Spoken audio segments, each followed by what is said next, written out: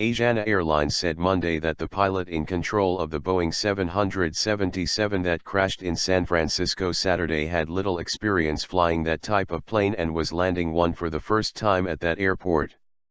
Asiana spokeswoman Lee Hyo-min told the Associated Press Monday that Lee Gangak was trying to get used to the 777 during Saturday's crash landing. She says the pilot had nearly 10,000 hours flying other planes, including the Boeing 747, but had only 43 hours on the 777.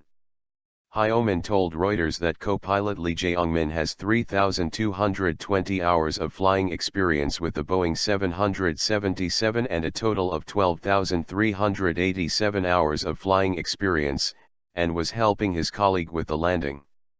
In all, 4 pilots were on the plane and worked in rotating shifts during the 10.5-hour flight from Seoul. The pilots were described by Asiana Chief Executive Yoon Young-do Sunday as veterans, with more than 10,000 hours of flight experience. And one pilot has 9,000, almost 10,000 hours experience, he said. On Sunday, a National Transportation Safety Board official said a preliminary review of recordings taken from the black boxes of an Asiana Boeing 777 flight that crash-landed into San Francisco International Airport Saturday showed that the plane was traveling significantly slower than normal on its descent before the crew called for more acceleration and another chance to land. The crash killed 2 people and injured at least 182. The plane, traveling from South Korea, slammed into the runway on Saturday morning, breaking off its tail and catching fire before slumping to a stop that allowed some passengers to flee down emergency slides into thick smoke and a trail of debris. Firefighters doused the flames that burned through the fuselage with foam and water, and police officers on the ground threw utility knives up to crew members so they could cut the seat belts of those who remained trapped as rescue crews removed the injured. NTSB Chairman Deborah Hersman said during a press conference Sunday afternoon that flight crew on Asiana Airlines Flight 214 had a visible approach to the runway and put the plane's landing gear down, according to communications heard in the cockpit voice recorder. Hersman said the plane's target speed for a landing was 137 knots, 158 mph, and the crew had no discussion of anomalies or concerns with the way the plane was coming in for the landing. But 7 seconds before the plane hit into a seawall, one of the crew members called on the pilots to increase speed. Information from the flight data recorder said the plane was going below the target landing speed, and the engine throttles advanced. 4 seconds before impact, a stick shaker, a device that emits an oral and physical warning to the crew that the plane is about to stall, sounded off, Hersman said. The crew then asked to abort the landing and make another attempt 1.5 seconds before impact. Hersman said there were no reports of wind conditions or weather playing a role in the crash landing. The black box recordings were taken from the plane wreckage and analyzed at a lab in Washington, D.C. Authorities are also looking into what role the shutdown of GlideSlope, a pilot navigational aid, had in the crash. Earlier Sunday, Hersman said on CBS Face the Nation that the system is a ground-based aid that helps pilots stay on course while landing, and it has been shut down at the San Francisco airport since June. The pilots, however, were notified before the crash that the system wasn't available. Aircraft security experts told Reuters that the GlideSlope system is not essential for routine landings, but it's not unusual for airports to disable them for maintenance reasons. The pilots would have had to rely solely on visual cues to fly the proper glide path to the runway, and not have had available to them the electronic information that they typically have even in good weather at most major airports, said Captain Chesley Sully Sullenberger, who crash-landed a plane in New York's Hudson River in 2009, told a CBS News affiliate, according to Reuters. What that means is that then the automatic warnings that would occur in the cockpit when you deviate below the desired electronic path wouldn't have been available either. So we don't know yet if that's a factor in this particular situation, but that's certainly something they'll be looking at, he said. An NTSB team arrived Sunday at the scene of the crash to investigate. Hersman said the NTSB is currently focusing on gathering perishable information from the accident scene and getting the airport fully operational again. San Francisco Mayor Edwin Lee said at a news conference Saturday evening that all 291 passengers and 16 crew members on board the plane had been accounted for, but officials said 182 people were taken to area hospitals. As of Sunday, 19 people remain hospitalized with 6 in critical condition, 1 being a child. Dr. Margaret Knudsen of the San Francisco General Hospital said among the 53 people they have treated, they have seen large numbers of abdominal injuries, some spinal fractures, with a few causing paralysis, and patients with head trauma. She also said they were surprised to see a few patients with severe road rash, describing it as when someone crashes on a motorcycle without wearing leather. There's going to be many more surgeries to come, she added. Joanne Hayes-White, the San Francisco Fire Department chief, said Sunday that it was nothing short of a miracle that we had 123 people walk away from this. Hayes-White said there was major structural damage inside the plane, as some seats were buckled.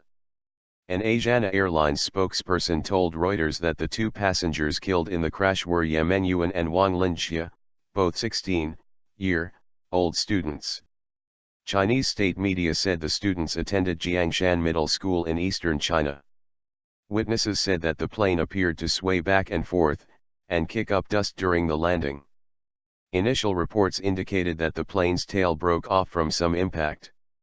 An aviation safety expert interviewed by the Associated Press suggested that part of the plane may have hit a seawall at the end of the runway. Benjamin Levy, who told KNTV he was aboard the flight, recalled approaching the runway too low, too soon.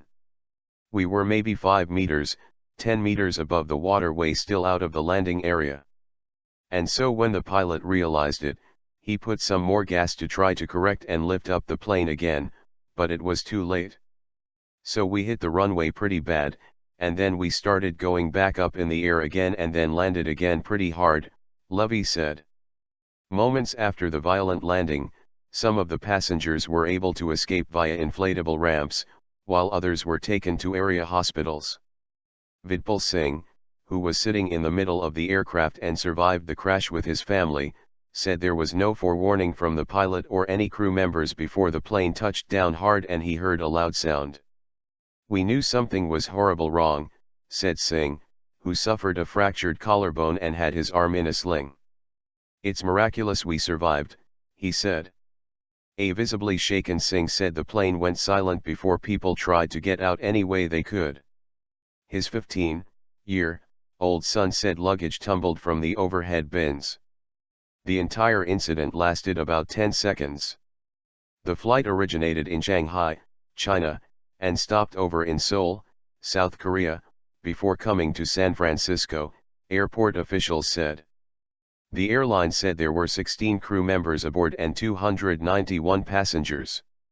South Korea's Ministry of Land, Infrastructure and Transport said that the plane's passengers included 141 Chinese, 77 South Koreans, 61 Americans, 3 Canadians, 3 from India, 1 Japanese, 1 Vietnamese and 1 from France, while the nationalities of the remaining 3 haven't been confirmed. 30 of the passengers were children. David Ian, a Samsung executive who was aboard the flight, sent out an online message immediately after the landing.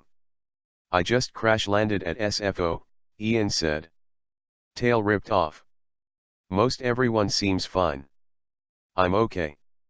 Another survivor, 34-year-old Wen Zhang, said she could feel the plane's tail hit the ground and walked onto the tarmac with her injured son through a hole that opened up in the aircraft.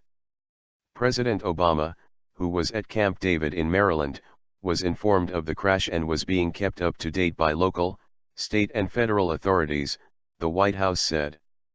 Facebook Chief Operating Officer Sheryl Sandberg said she, her family and several colleagues had been scheduled for the flight but had switched at the last minute.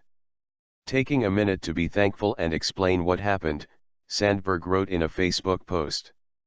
My family, colleagues Debbie Frost, Charlton Golson and Kelly Hoffman and I were originally going to take the Asiana flight that just crash-landed. TV news footage showed the top of the fuselage was burned away and the entire tail gone. One engine appeared to have broken away and pieces of the tail were strewn about the runway.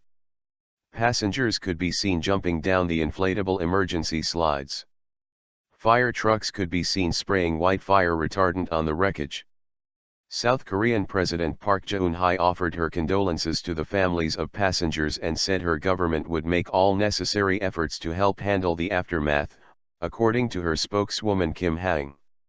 I offer my deep condolences to the families of the passengers who suffered from the unexpected Asiana plane crash, South Korean President Park Geun-hye said, according to her spokeswoman Kim Hang. Park said that the South Korean government will make all necessary efforts to help handle the aftermath, according to Kim. Asiana is a South Korean airline, second in size to national carrier Korean Air. It has recently tried to expand its presence in the United States, and is a member of the Star Alliance, which is anchored in the U.S. by United Airlines.